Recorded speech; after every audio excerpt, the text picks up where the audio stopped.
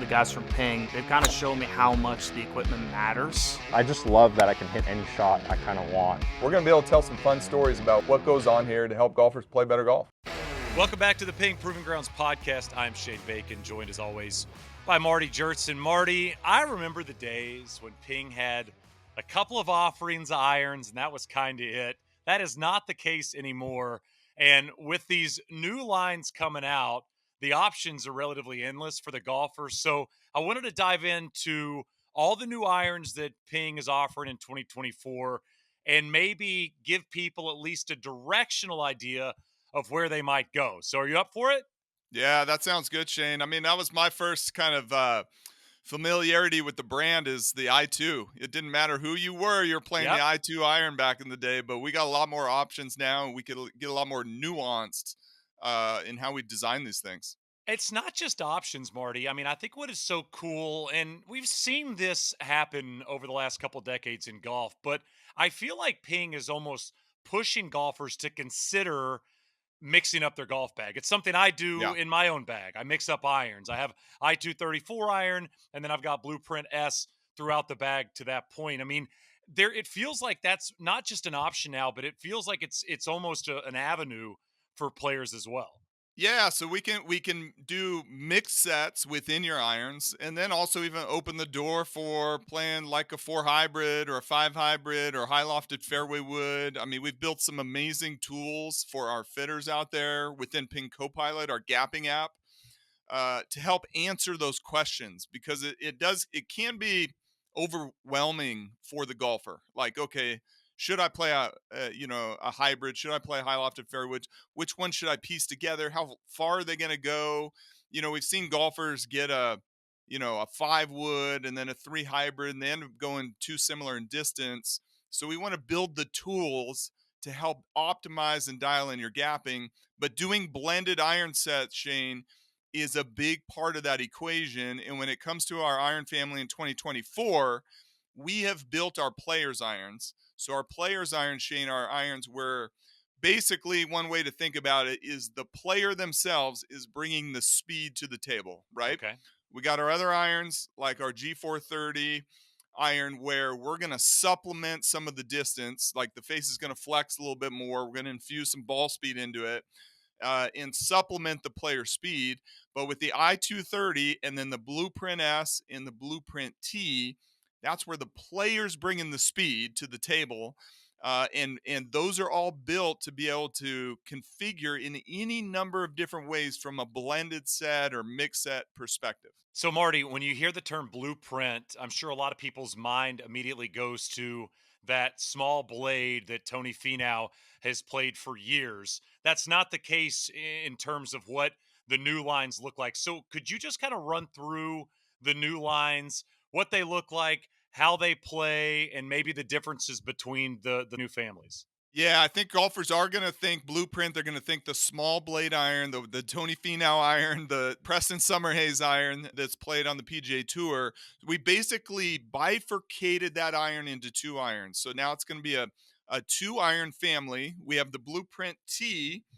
That's going to be very similar. It's going to be like the ultra pure muscle back, small blade length, thin sole, the optimal for workability and extracting the golf ball out of the rough. It's going to generate different performance in different conditions, different turf interaction with the T. And the way I kind of think about the branding of it is the T stands for tour. That's our tour inspired iron. Then we have the Blueprint S, which is this iron is going to be most similar to our I-59 iron, and we chose S because it's a lot of the inspiration in terms of the turf interaction we're going to talk about today came from the S55 iron. Okay. We had a lot of tour players who loved that S55 iron, and a big part of it was the turf interaction in the sole design. And so now we have the Blueprint is bifurcated into 2 irons, the T for tour, the S, which is kind of inspired by our S series iron, S59 and S55 family historically. Marty, are you seeing a lot of tour players that are marrying those two together to make up their iron setup? I mean, it feels like it would only make sense to have, you have a player that has the S in the 4, 5, and 6, perhaps, and then maybe 7, 8, 9 is the T. Are you seeing that so far? Yeah, for I think a good example, and he actually got a couple wins on the DP World Tour at the end of 2023 was Louis Oosthuizen. He was like we worked with him a lot on our blade style irons over the Okay. years. Louis, obviously a pure ball striker, has played the original blueprints over the years. He's playing the Blueprint S in the 4 and 5 iron, then he switches to the Blueprint T in the 6 through pitching wedge. I think that is the perfect example.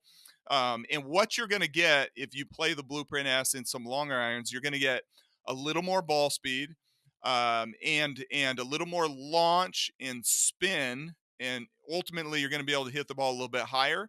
And with the Blueprint S, a little larger blade length and more forgiveness, just a little more protection, a little more forgiveness. Obviously, even a player like Louis might not hit those long irons perfectly every single time. So you're going to get that benefit. But then every golfer is going to be a little bit different, maybe where they pick that transition point if you are going to do a blended set into the Blueprint T in terms of impact centerness. Turf interaction's a really big deal, and being able to flight the ball a little bit lower. So I think Louis is like the perfect example in terms of being able to elevate a few of those long irons that he needs a little bit of that assistance with, and then transitioning into those ultimate scoring clubs where he wants to fly them a little bit lower. Anytime you make the blade length a little bit shorter, you're also going to be able to work the ball a little bit easier. You're going to be able, it's kind of like having a sports car. You're going to be able to you turn the wheel and it's responding immediately. Right, That's a right. really good analogy when it comes to smaller blade length irons and the benefit you get as a player. What about gapping when you start to mix sets? Because you go like even somebody like Louis, right? He goes from Blueprint S5 iron into a Blueprint T6 iron. How do you make up in terms of gapping to make sure there isn't a gap in a set for somebody's skill level of Louis Oosthuizen? I mean, obviously he wants to know the exact number he's hitting. He doesn't want to have a 10 or 15-yard gap between irons, right? Yeah, totally. I think we made a very concerted effort to design the lofts, standard lofts on our I-230, Blueprint S, Blueprint T are exactly the same. Okay. And remember, these irons the face doesn't really deflect a lot. The player's bringing the speed. So the loft is the primary factor then, because of that, that's going to drive the gapping. But there is also a way to think about gapping. It's not only distance gapping, you're also gapping the height, right? The Yep. peak height in the landing angle. So we've actually launching with this iron in Ping Copilot, our ultimate one-stop shop fitting software. We have our gapping app, which is my favorite app in there. We now have the ability to do a virtual what if experiment to say, hey, what if I played I-234 iron instead of Blueprint S? How much higher will that go? Interesting. Okay. It also does, specific to the golfer's launch conditions, tell you will it increase their carry yardage, their impact on their rollout. But you can really now make, without having to go hit all those irons, that's the power of Copilot, the power of the gapping app, is you can go in there, get your 7 iron fitting numbers. So hit our AFS fitting club, put it into the gapping app, and now you can do trade-off experiments because we know how all these different models are going to perform with our robot testing, player testing, tour player testing. Is you can do that virtual gapping analysis, and you can say, what if I played I-230 4 and 5 iron, then went to Blueprint S? Or you can do the same thing between Blueprint S and Blueprint T. You can say, what if I played the Blueprint S 4, 5, 6 iron, then switch to the T? What'll that do to my carry and peak height? And be able to play around with that without having to go hit all those clubs or do a lot of trial and error experimentation. Shane, I am so excited about this feature. It's the first time we've been able to do blended sets within the gapping app. And you mentioned turf interaction being a huge part of kind of the options for the player out there. Can you dive a little bit more into maybe the turf interaction between the blueprints? Yeah, definitely. I think to talk about turf interaction, Blueprint S, we had a few of our tour players that absolutely loved the S55, and the big part when we were diving into it was just how it went through the turf. I mean, Bubba was a heavy user of the S55 over the years. Handful of other players, some non-staff players that have now switched into the Blueprint S were using the S55 for a very long period of time. So What are Marty? What are tour players looking for in terms of turf interaction? Like what is what's the note that hits the ear for them? It's I think to me, Shane, it's a very mysterious thing to think about. It almost Right. feels like an artistic thing, but when we get to the science of it, the science of the art, it's all about the timing. It's the timing of the turf interaction and creating the right pressure, which pressure is spreading the force over a certain area, right? So it's getting the right pressure in the right timing for a player with a certain delivery characteristic, when they hit the ball launches upward and you get a downward force applied on the club, right? Equal and opposite force applied to the club. That's what creates the divot. So a player like Bubba Watson, we all know he takes huge divots and he manipulates the face a lot. So he's got a very open face to path on some shots. He's got a very close face to path on others. He has very high speed. He tends to have a downward angle of attack with that as well. So he takes very big divots. So a player like him can be very hypersensitive to the timing of that turf interaction and the impact of that timing on the expected result.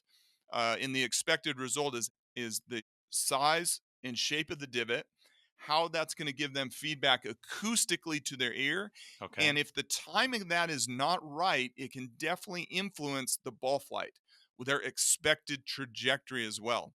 And so we're looking at things. How do we influence all that in the design, Shane? Would be we can influence the heel toe camber, how flat the curvature is from the heel to toe. We can influence the kind of initial bounce, the lead edge bounce, the bounce height, and then the camber or the curvature from front to back, and then how wide the sole is. So all of those factors kind of go into us creating the right timing. That's gonna, I think, the player, they want to get a certain reaction to their shot that matches what they expect. And when we can marry those two things together, which we've done on the Blueprint S, the player is just infused with a lot of confidence. So if you have players that come to you and they go, "We love turf interaction with the S55s," how do you take technology from? I mean, what is that? A 5, 6, 7 year old iron? Is that Yeah. probably how old those irons are? Yep. How do you go back to that level of technology and infuse that into a new iron with updated technology? Like how do you find that kind of perfect marriage? Because it seems like it'd be extremely complicated to grab something from 2014 and put it into something that's out there in 2024. Yeah, I think in this case we just needed to test it and prototype it, and I cannot think of an iron in my 20 years at Ping that we spent more time doing very detailed nuanced testing with our tour players, with both the Blueprint S and the Blueprint T. Now the Blueprint T is a little more of a evolution on the original Blueprint. So we spent a little less time with the tour players on that one, but we really hunkered down with the Blueprint S and prototyped it and went out and tested it with our players in a variety of different lies, turf conditions, and the big part of these irons, Shane, is shot making. And when we look at the players that are playing the Blueprint S, they are pure shot makers. They like to carve it against the wind. I mean, we look at Louis. He loves carving it a little draw and carving a little fade in. He hits little baby shots. I mean, we look at Bubba as another example of somebody who curves the ball a lot. We talked to Sahith. He is a shot maker. Like, he loves manipulating the golf ball and hitting a number of different shots. He won with these irons on tour immediately, which was really, really fun to watch. And I think that's a testament in the case of marrying the sole design of the S55 into the technology of the Blueprint S, which we can talk about, was doing a lot of product testing with the tour players because they are so nuanced in their feedback. When you introduce a new club and you bring it to tour players, is the level of success in an engineer's mind how quickly it goes into the bag? Because tour players are finicky, right? I mean, great players, it feels like it takes a lot of time to maybe get something new in the bag, but on the other end of that, if they see something they love, they might throw it in right away. So when you bring a new iron Blueprint S out, on tour and you show it to Baba or Tyrrell Hatton or Thagala and they fall in love with it right away. I mean, what does that do to somebody like you who's obviously kind of awaiting what they have to say about it? Yeah, it's kind of it's almost like us in engineers. We sometimes take bets and how good we how viral we think a product's going to do on tour.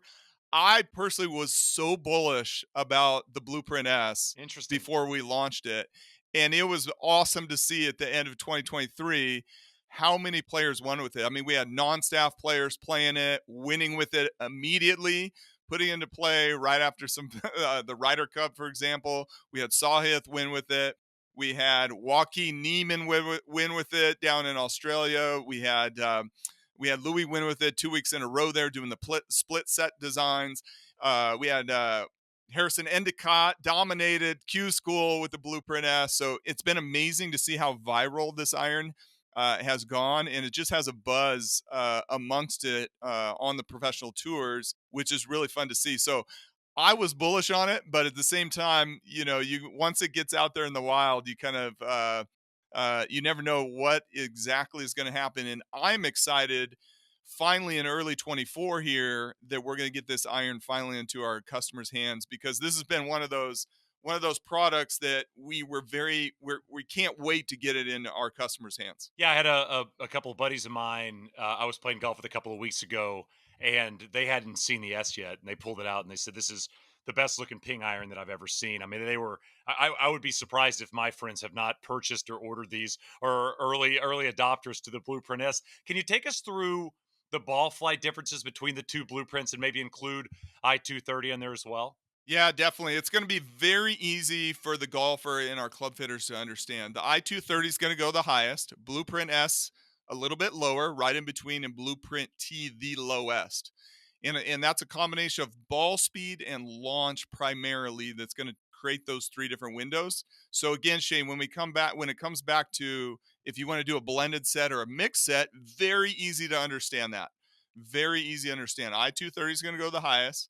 Blueprint S, medium. Blueprint T, the lowest. Now, one really fun thing on the Blueprint S that's allowed us to kick the ball up in the air a lot with the long irons has been this really cool pocket forging technology that allows us to create a cavity in the middle of the club. And this is really fun. When we look at like blade irons historically, if you ever go to look at antique blades and you lay them down on a table and you look at the heel toe length, the wedges actually used to be bigger, like longer heel to toe than the Interesting. long irons, right?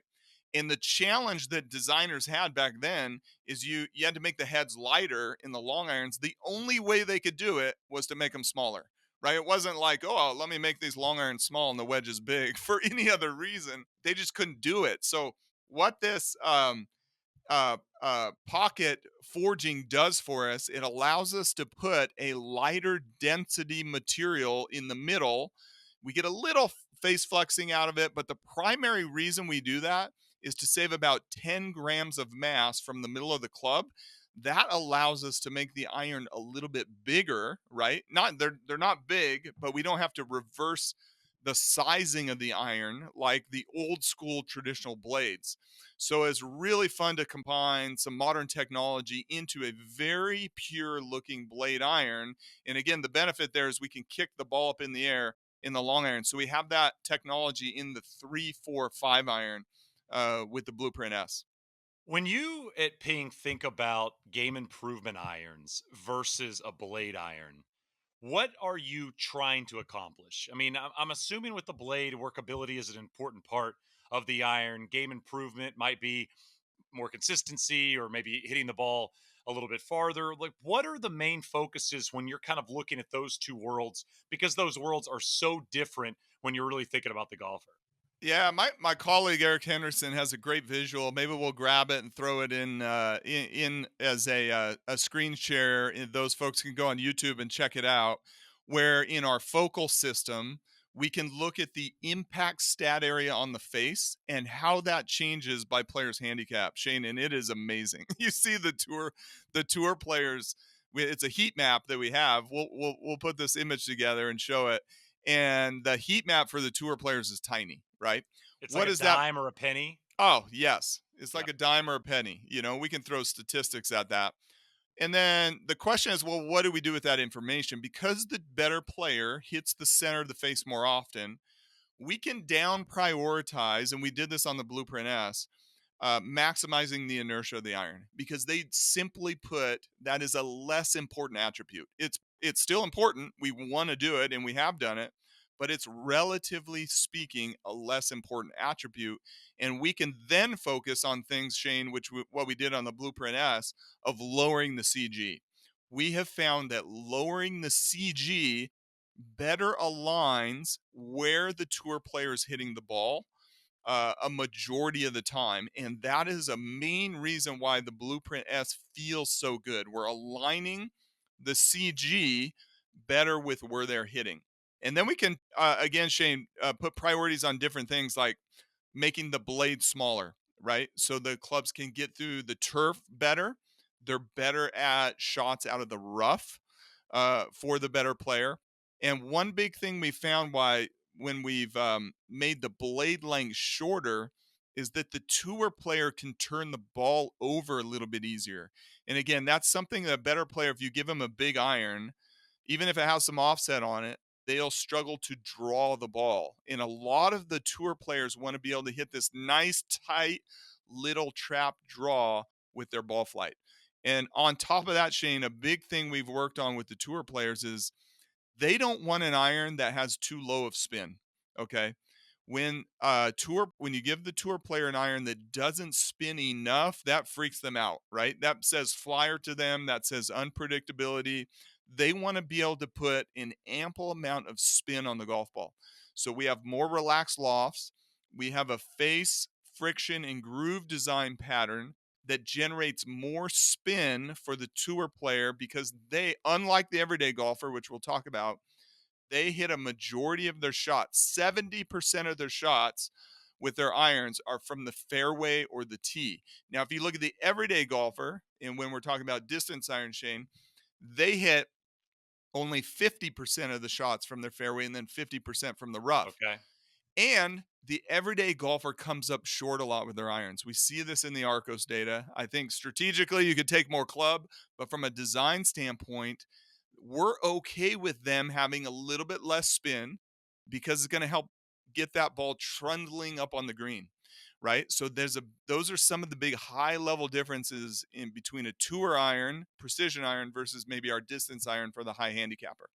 Yeah, I know with Blueprint T, the rough performance was big for somebody like Tony Finau. I know that was something that he talked a whole bunch about when he introduced Blueprint into the bag for the first time was rough performance and spin out of the rough and kind of working to improve that with blades because as you said, I mean a lot of blades, especially old school blades, out of the rough can kind of come out a little bit knuckly. Yeah, rough performance is a big deal, and we spent a lot of time with our tour players on Blueprint S and T, talking to them about the groove design and the face friction.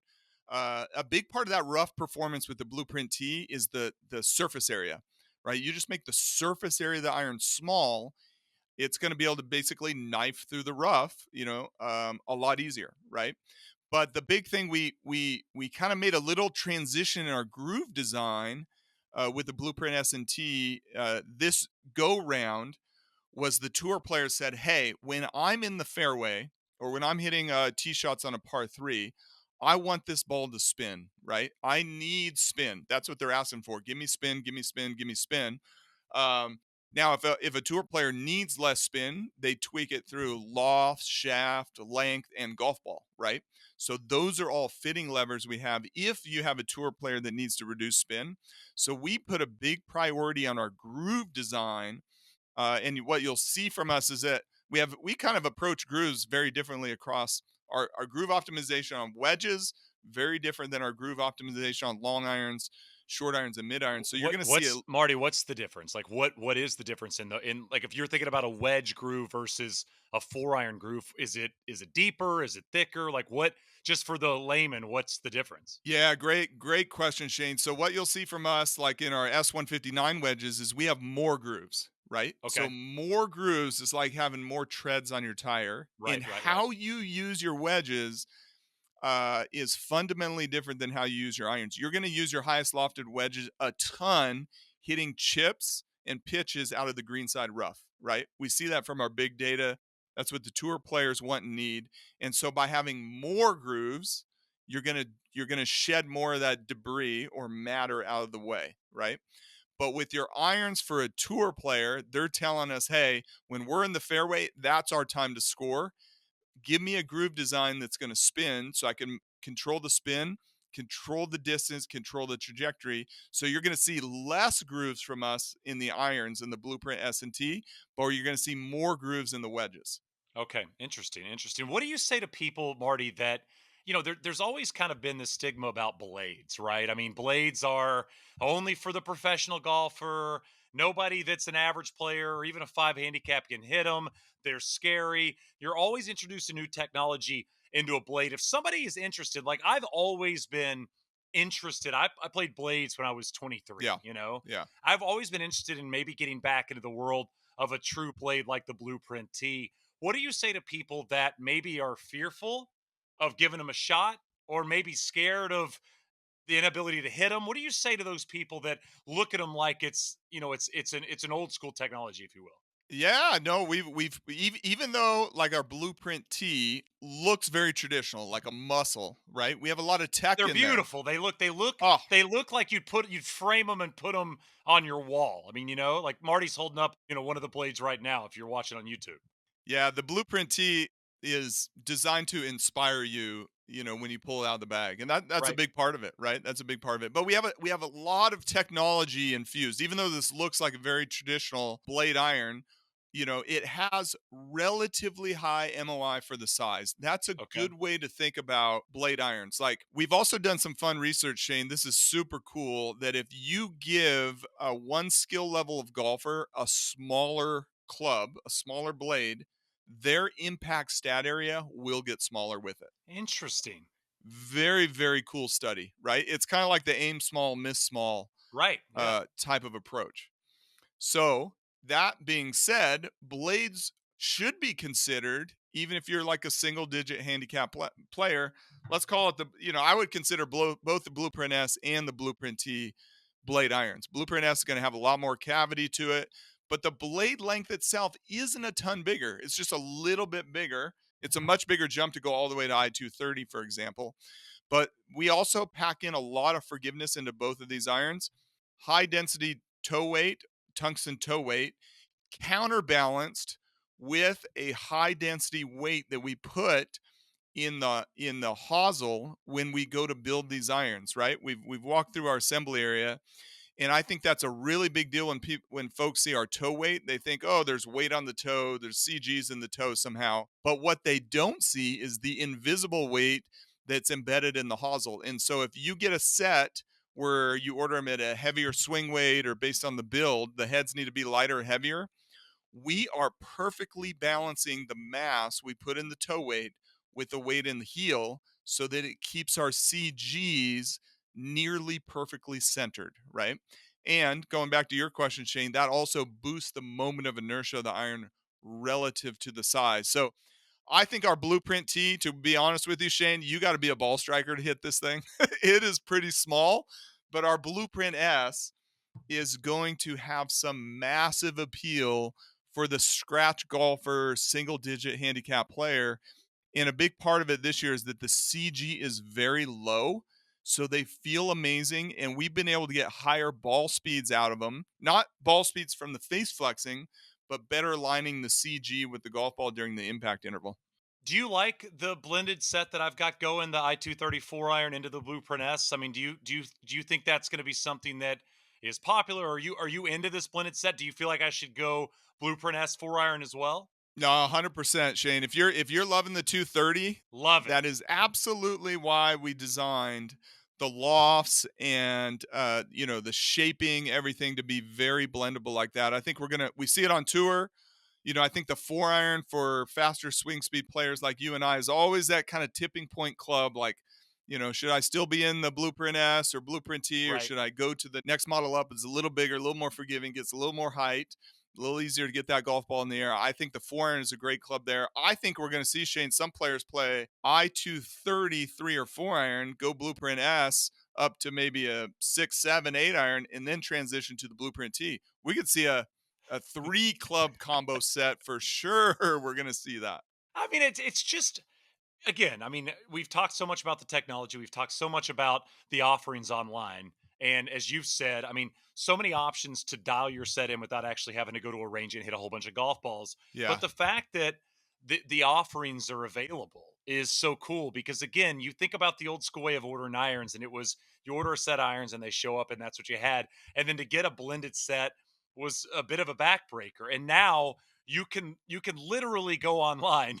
You can literally go on Copilot and boom, build the blended set that makes the most sense for you and see what the distance is and the carry and the launch. And I almost think, there are times on this podcast that we've had guests on that have said things that have given me confidence in my own game just by simply statistics. And I feel like with Copilot at time, it actually adds confidence to the golfer as well because you can actually see what the numbers are going to be and you can believe in those numbers even before you go to the driving range. Yeah, absolutely, Shane. And one thing to note on the custom fitting side of the Blueprint S and T is this is our first iron. We launched with the latest product in fall of 2023, a brand new fitting head called the AFS 3D. Okay, so we've had a AFS fitting iron, which is our fitting club 7-iron that's been in the market, pretty much the same design for over 10 years now. We launched AFS 3D, which is now part of Blueprint S and Blueprint T. It's all of our fitting accounts have this iron, which you can fit multiple color codes with one head. And you Okay. can also hit the Blueprint S and the Blueprint T in our power spec setting. So if you're a player that wants to get a little distance back, see how the iron will behave for you with a little less bounce and a little less loft, and see if that's better for hitting your spin window for you, you can do that with our AFS 3D head. And this head, Shane, uses a sleeve that looks like our driver metalwood sleeve. Okay. And the iron, a lot of times you hit a fitting iron, it doesn't look so good. Like our previous fitting iron had a kind of a big nut, looked kind of mechanical looking. The AFS 3D looks pure in the playing Okay. position, right? So what's great now about fitting Blueprint S and T is you can go hit both of them, get launch and spin numbers. Then our fitters can plug those launch and spin numbers from their launch monitor into Ping Copilot gapping app, and you can have a lot of fun playing with potentially doing a mix set design. Marty, one of my favorite questions to ask on this podcast, what's in your bag right now? Oh, I got What do I got Blueprint S all the way through. I got Okay. them all the Okay. way through. I got the 4-iron. I build a half-inch longer, and Okay. that gives me a little boost in speed and a little more dynamic loft. And so my gamer set right now is Blueprint S 4 through pitch, and I think time is going to be a really good judge of this Blueprint S iron. How viral it's been on the PGA Tour and all the worldwide tours early is a really good sign. It's got a lot of virality to it. Yeah, I mean, like I said, I mean, I had people looking at the iron that I would consider critical golf people, and I mean, for them to say this is one of the more beautiful irons I've ever seen is obviously a testament. It's so funny, right? We talk so much about technology that goes into it, but the way certain things look is very, very important to a golf bag. I mean, you mentioned it about Blueprint T, like blade people like blades because they look beautiful. Yeah, the Blueprint S for me, Shane, has checked all the boxes. Like Yep, I want it to totally. sound good and feel good. It's got a kind of a quiet, it might sound a little cliche, but it's got that kind of quiet, muted sound to it at Yes, impact, yes, which I've absolutely fell in love with. The turf interaction matches what I think is going to happen with the turf interaction happens, right? right. But it's forgiving. Like if I get a little steep on it, it's got ample bounce to get through the turf. I've been able to manipulate the trajectory in both the vertical plane and the horizontal plane. So I can hit them high, I can hit the short irons high and low on command. I can hit little cuts, little draws if I need to, playing around with wind or pin positions. And the long irons go high.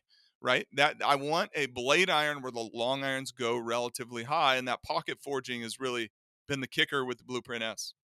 It's so, I didn't realize S for Blueprint S stood for S55 in that same family. Yeah. And I don't think you know this. I would say that the S55s are the irons that I've had in my bag the longest.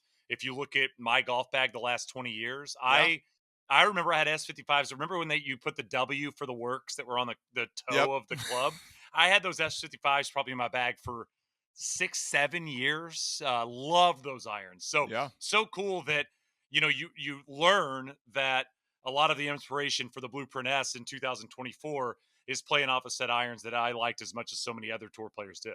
Yeah, Shane, you have a lot in common with a bunch of players, and we wanted to crack that code. Like, what is it about that iron that gave it the magic? And we put that right into the Blueprint S. So if you're one of those, if you're one of those that's like Shane out there that's hanging on to your S55, the time is now. The time is now to go check out the Blueprint S. We've got very good news for you, Marty. This was great. I was fired up to open the box when it came. I was fired up to put them in play, and they're going to be a big part of my 2024. So Blueprint S is going to be mine. Maybe Blueprint T is yours, but check out Copilot and get involved in everything that's out there in terms of potential blended sets as well. Because again, the options are endless at this point, and you'd be silly not to lean into that if you're looking at a new set of irons. Couldn't agree more. It's such an exciting year. This is the most excited I've been for our comprehensive iron family, both on the hot, kind of the everyday golfer irons and the G430 and what we have going on in that space, and our tour irons, our precision irons. Could not be more excited and optimistic. And golfers are going to have a field day with these in the new year here, Shane. This is a Blueprint S podcast, apparently. I mean, the whole team's playing Blueprint S, for goodness sakes. I mean, get on board, get involved as well. Marty, great stuff. We'll chat with you next week. This is the Ping Proving Grounds podcast.